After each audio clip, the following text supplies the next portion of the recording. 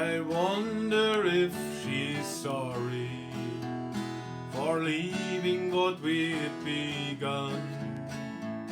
There's someone for me somewhere, and I still miss someone. Das ist ein Ausschnitt aus dem heutigen Song I Still Miss Someone. Der Sänger vermisst seine Freundin, Frau, Geliebte schmerzlich. Auch Johnny Cash kann man schmerzlich vermissen. In meiner Videoreihe Memories of Johnny stelle ich in loser Folge Stories aus seinem Leben, seiner Biografie vor und präsentiere einen passenden Song. Für heute habe ich mir das Thema vorgenommen, dass ich meine Informationsquellen mal vorstelle. Wo bekomme ich die Informationen für meine Stories her und die Inspirationen für die Songs? Ihr seht, hier hinter mir ist eine ganze Palette aufgebaut. Damit herzlich willkommen zu Memories of Johnny, meine 40. Ausgabe. Wie immer kannst du mit der Kapitelmarkierung zum Song springen. Ich freue mich aber, wenn du dran bleibst. Gleich nach dem kurzen Intro geht's los. Hello, I'm Johnny Cash.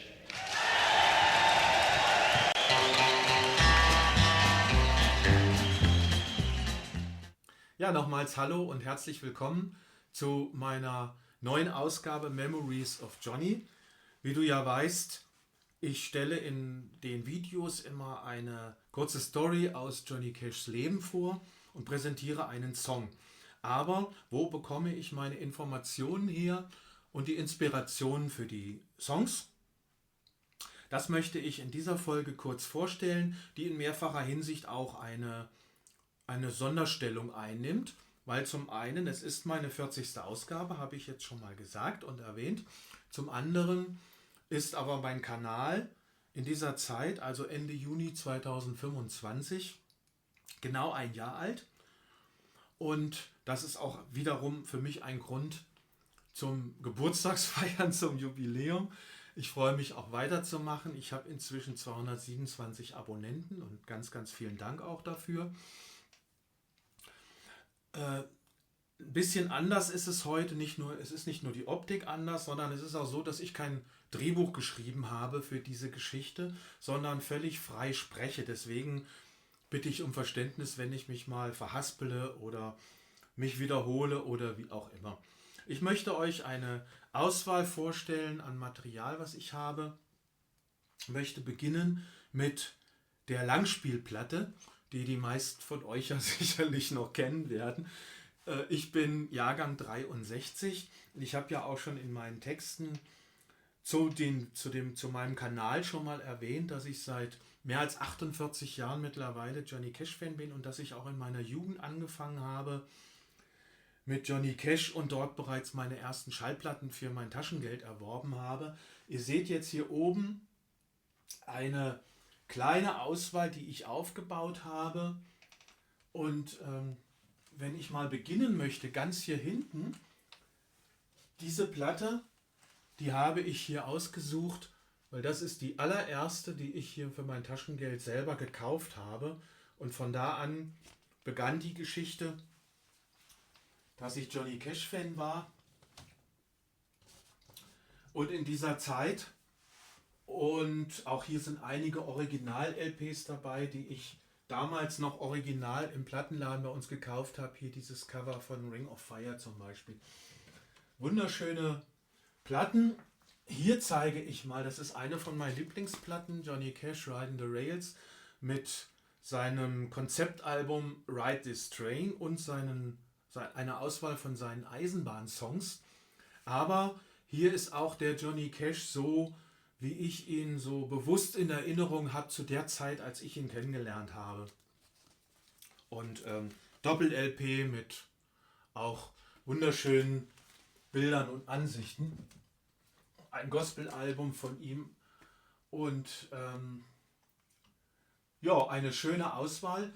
Was ich hier noch habe, das sind Nachpressungen. Die habe ich erst seit kurzem von seinen Konzeptalben hier, Blood, Sweat and Tears beispielsweise.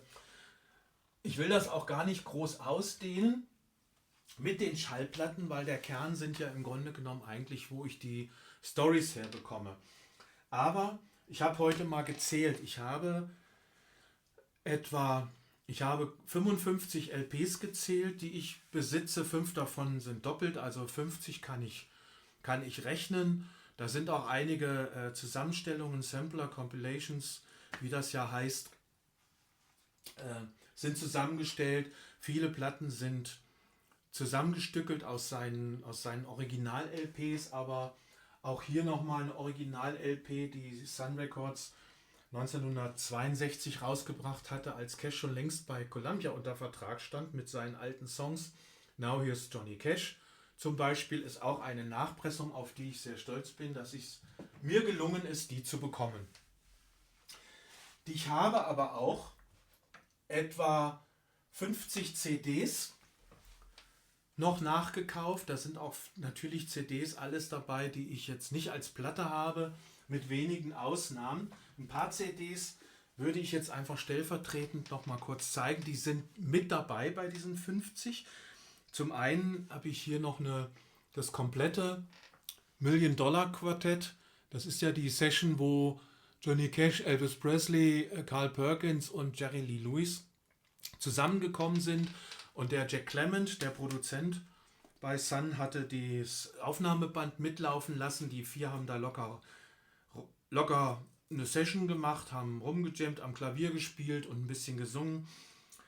Ist als Million-Dollar Quartet-Session in die Geschichte eingegangen. Und ich habe hier von 2006 das Original Tonband in kompletter Länge, was ich ziemlich toll finde.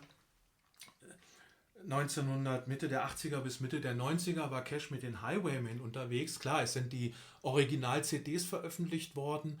Die hier finde ich toll, weil die Original-CDs damals gekürzt waren und hier ist das Original-Konzert in kompletter Länge drauf, kombiniert mit einem Video aus dem Nassau Kolosseum von 1990, was ich eines der überragendsten Konzerte der Country-Musik finde. Hier hervorheben wollte ich auch noch ich glaube 2005, 2006 rum veröffentlichten Komplettmitschnitte seiner Gefängniskonzerte von Folsom Prison und San Quentin. Die sind veröffentlicht worden ein paar Jahre nach seinem Tod, weil die LPs ja auch ein Ausschnitt waren aus dem Konzert. Die haben sich zwar super verkauft mit jeweils 6 Millionen LPs, plus nochmal bei San Quentin 6 Millionen Singles für A Boy Named Sue. Und das katapultierte ja Cash an die absolute Weltspitze. Er hat mehr Platten verkauft als Elvis und die Beatles zusammen zu dieser Zeit. Und auch die Originalkonzerte in kompletter Länge sind ein tolles Zeitdokument, woraus man viele Informationen sammeln kann für für meine Videos. Dann natürlich gehört dazu das neueste Album, was ihr vielleicht auch schon kennt. Das ist erst im September letzten Jahres erschienen mit unveröffentlichten Aufnahmen. Das muss einem 21 Jahre nach dem Tod eines Sängers erstmal jemand nachmachen. Ist auch ein hervorragendes Zeitdokument und super gelungen. Muss ich haben. Und die Box natürlich, ne? Cash Unearthed, die kurz nach seinem Tod posthum veröffentlicht worden ist, mit ganz, ganz vielen Songs, die es nicht geschafft haben, über American Recordings veröffentlicht zu werden. Eine super tolle Sammlung. Ich möchte hier an der Stelle aber nochmal betonen, ich mache keine Werbung für irgendwas, dass ich jetzt hier der Meinung bin, Leute, das müsst ihr unbedingt euch kaufen oder sowas. Darum geht es nicht. Das ist komplett unbezahlt. Es sind einfach nur alle Quellen und Informationen, die ich beziehe. Ich möchte jetzt nochmal auf die DVDs eingehen. Auch bei den DVDs habe ich ich habe 20. Die meisten davon sind Konzertmitschnitte aus verschiedenen Städten und Ländern und Regionen über die Jahre hinweg. Aber auch hier stelle ich ganz kurz ein paar exklusiv vor, die mir besonders am Herzen liegen. Wer meine Videos verfolgt und meine Texte liest, der weiß auch, dass ich groß geworden bin in der Zeit, als die Johnny Cash Show im deutschen Fernsehen übertragen wurde.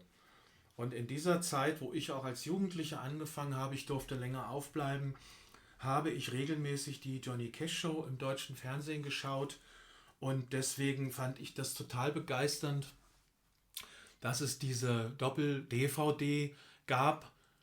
Es sind ja von der Johnny Cash Show 58 Folgen im Zeitraum von Sommer 1969 bis März 1971 gedreht worden. Die 58 Folgen wurden wöchentlich ausgestrahlt, mit der Ausnahme der Sendepausen. Und auf dieser DVD-Sammlung sind 66 Songs über die verschiedenen Gäste, die da waren. Und es ist ein wundervolles Zeitdokument, um Johnny Cash kennenzulernen und auch seine wuchtige Präsenz auch im Fernsehen zu erleben. Wuchtige Präsenz auch eines meiner Highlights als Jugendlicher, was ich damals im Fernsehen gesehen habe, war seine Dokumentation über die amerikanische Eisenbahn. Johnny Cash Riding the Rails ist für mich ein absolutes Meisterwerk, ein historisches Dokument, nicht nur um Johnny Cash kennenzulernen, sondern auch seine Sichtweisen und die Fähigkeit, so tief in die Geschichte einzutauchen und auch auf unterhaltsame Weise zu präsentieren. Fantastisch, mit vielen, vielen nachgestellten Szenen. Habe ich damals als, ich glaube, 16-Jähriger im Fernsehen geschaut und bin sehr, sehr glücklich, dass es mir gelungen ist, auch vor vielen oder einigen Jahren diese DVD zu bekommen. Noch ein schönes Zeitdokument, finde ich, veröffentlicht worden ist hier Johnny Cash at Town Hall Party. Das sind seine ganz jungen Anfangsjahre, sind Aufnahmen aus 1958 und 59 aus der Town Hall Party, als er noch mit seinen Tennessee 2, mit Luther Perkins und Marshall Grant unterwegs war. Bildqualität ist miserabel, Tonqualität ist miserabel, weil diese Ausschnitte, die sind damals von einem, der eine Kamera hatte, aus dem Fernsehbildschirm heraus abgefilmt worden, weil es noch keine magnetische Aufzeichnung gab. Wunderbar. Und eine der besseren, beeindruckenderen Dokumentationen über Cash bis zum Ende ist die I Am Johnny Cash.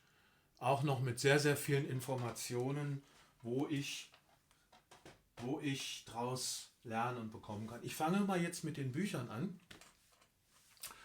Bei den Büchern kann ich nur sagen, es ist immer noch eine Auswahl. Ich habe nicht alles bereitgestellt, aber das Wesentliche und Wichtigste aus meiner Sicht fängt natürlich mit seinen persönlichen Biografien an. Davon gibt es 2 Stück. Die eine ist von 1975, Der Mann in Schwarz. Du wunderst dich über die vielen Zettel hier. Das sind für mich Spickzettel, wo ich Seiten habe, wo ich für meine Videos die Informationen schneller finde. Deswegen stecken die hier drin. Ich habe sie jetzt auch nicht rausgenommen für die Dreharbeiten. Sehr interessant, weil Johnny Cash hier noch relativ kurz nach seiner Drogenzeit nochmal sehr frisch über seine Eindrücke berichtet, seine Reue und sein Bedauern über diese 10 Jahre, in der er auch viel Fehler gemacht hat, viel randaliert hat. Gleichzeitig ist seine Ehe mit June Carter noch nicht so alt. Er bereut auch noch sehr, sehr viel das Thema mit seiner ersten Ehe und den 4 Töchtern, wie er damals unter der Drogenzeit mit umgegangen ist.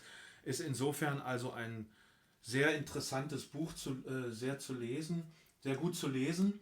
Genauso wie die zweite Biografie von ihm von 1997, die entstanden ist, als er mit seiner Truppe unterwegs war zu einem Konzert und er aber auch beschreibt, dass sie für American Recordings gerade dabei sind, für Unchained Rusty Cage einzuüben und wie schwer es ist, diese Musik dann tatsächlich auch zu covern und nachzuspielen. Der Abstand zu seiner Drogenzeit und den familiären Problemen und auch dem Glück ist ein bisschen größer, ein bisschen länger her. Er beschreibt es trotzdem noch sehr eingängig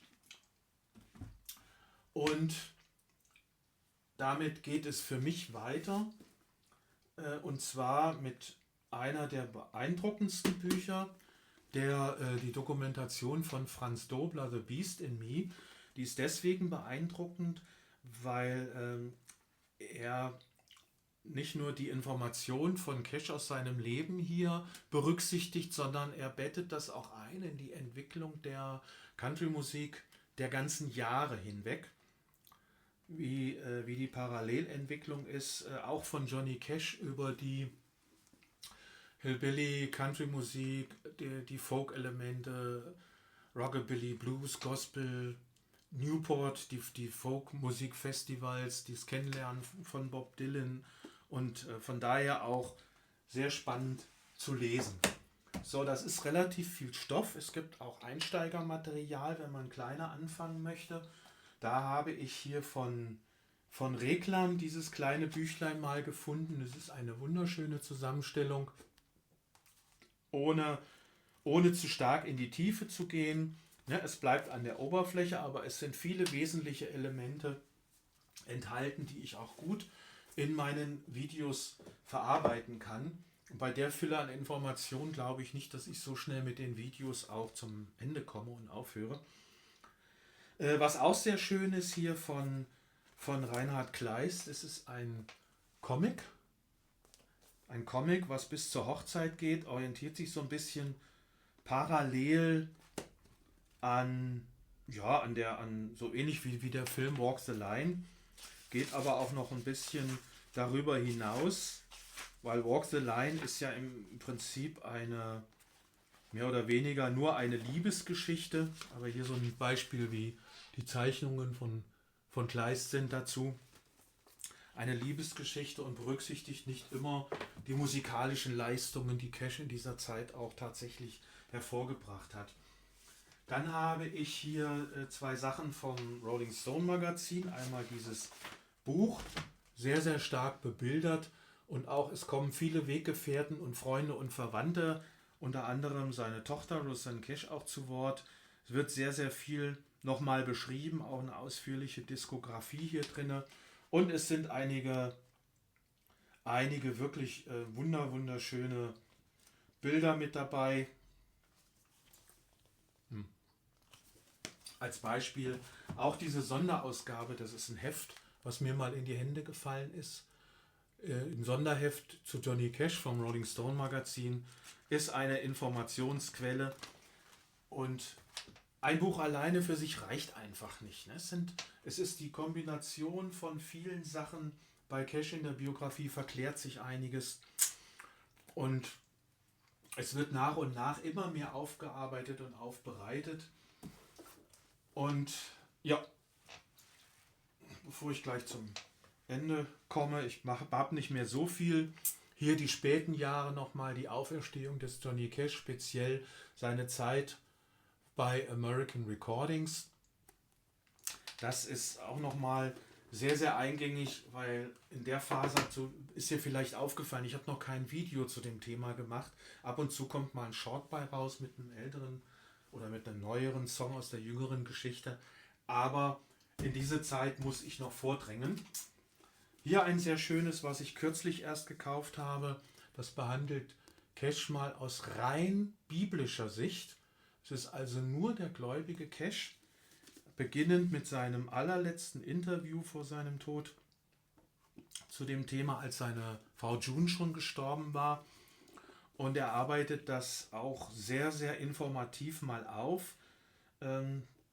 Klar, man muss nicht unbedingt gläubig sein, um das alles zu verstehen zu können oder sowas, aber man muss auf jeden Fall, wenn man Johnny Cash verstehen will, auch versuchen, seinen Glauben zu ergründen und wie er so getickt hat und warum fast die Hälfte seiner Lieder aus Gospeln besteht. Hier nochmal ein sehr schönes Werk von 2005, was die ganze Sichtweise nochmal auch aus einer aktuelleren Sicht nochmal aufbereitet. Was hier sehr schön ist, ist auch für mich zum Recherchieren ein Stichwortregister. Das hat man nicht oft, wo man wirklich nach Songs oder Namen gucken kann und gezielt recherchieren kann, ohne jedes Mal das gesamte Werk durchzuackern und durchzulesen. Bevor ich jetzt zu meinen Favoriten komme, an Büchern möchte ich auch für die Freunde des Hörbuchs nochmal was zeigen, was mir auch sehr, sehr viel geholfen hat und Inspiration gegeben hat. Das ist ein Hörbuch auf Kurs, eine Johnny Cash Biografie, vorgelesen mit, ich weiß nicht, glaube ich, über 60 Songs oder so. Ich glaube, dass das auch mit eine der Ideenquellen ist für meinen Kanal Memories of Johnny, wo ich ja auch Stories erzähle und ein paar Songs dazu präsentiere. Jedes Mal. Jetzt zum Schluss noch 2 Sachen, die habe ich mir aufgehoben, die sehr, sehr wichtig sind für meine Recherchen. Zum einen dieses Werk Another Song to Sing. Das ist auch der Titel eines Songs aus seinem Konzeptalbum From Sea to Shining Sea. Das hatte ich kürzlich in einem Video vorgestellt. Ist ein Werk, was jedes aufgenommene Lied von ihm mit Datum, wann er das aufgenommen hat, wo welche Musiker dabei waren und wo das veröffentlicht worden ist, so mal so ein Ausschnitt, sehr wissenschaftlich und gründlich recherchiert. Leider Nachteil ist, es endet 1997 mit dem musikalisch mit dem zweiten American Recordings Album Unchained. Es ist also nicht vollständig und meines Wissens nach auch nicht mehr neu aufgelegt worden danach. Aber für mich unentbehrlich. Last but not least, eines meiner neuesten Werke. Hier ist von seinem Sohn John Carter Cash autorisiert nochmal eine ganz andere Sichtweise. His Life in Lyrics, das heißt, hier hat man 150 seiner selbstgeschriebenen Songs gewählt und beschreibt anhand dieser Songs die Verknüpfung mit seinem Leben. Wo hat er die Inspiration für seine Songs her und wie hat er seine Information lyrisch aufbereitet.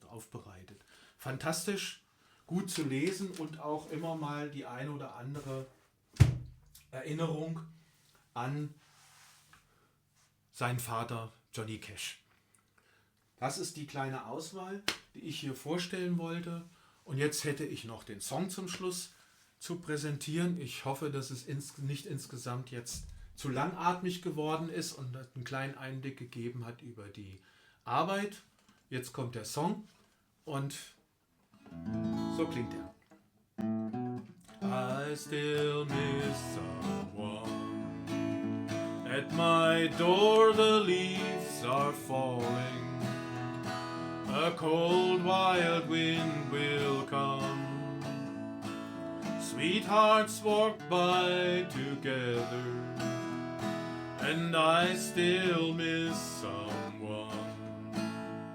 I go out on a party and look for a little fun, but I find a darkened corner, 'cause I still miss someone. No, I never got over those blue eyes. I see them everywhere. I miss those arms that held me when all the love was there. I wonder if she's sorry for leaving what we had begun. There's someone for me somewhere, and I still miss someone. I still miss someone. No, I never got over those blue eyes. I see them everywhere. I miss those arms that held me when all the love was there. I wonder if she's sorry for leaving what we had begun. There's someone for me somewhere, and I still miss someone.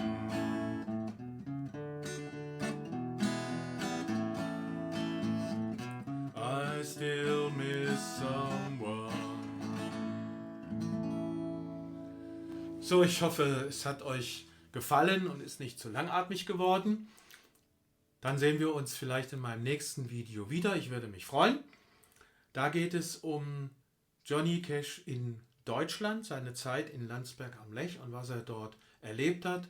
Ich präsentiere dazu den Song So Doggone Lonesome, so verdammt einsam. Bis dahin, tschüss und bleibt gesund.